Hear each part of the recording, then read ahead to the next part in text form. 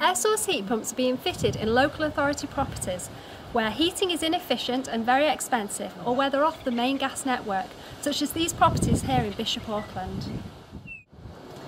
Brian, you've had an air source heat pump fitted. Do you want to tell me a little bit about your story? Yeah, well, my story begins in 2008 when we had qualified in the council house belonging to Teesdale Housing Association. Heard about the HeatKing, made inquiries. Made inquiries to the clerk of works of Teesdale Housing Association. Then a few weeks later he asked if we would put the HeatKing in a trial.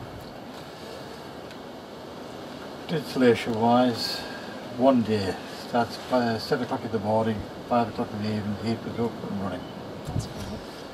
Cost wise, we were paying £37 a week, coal sticks, firelighters, etc. With the HeatKing, we're now paying £20 a week, a saving of £15. And a lot cleaner too. A lot cleaner, a lot thin. It's a saving of 40%. We'll say this, so anybody that's interested in the HeatKing, go in detail to it, find out if it suits your property. If you think you're going to benefit by it, you know, that thing. But we'll say this, as we've benefited by it, very, very grateful.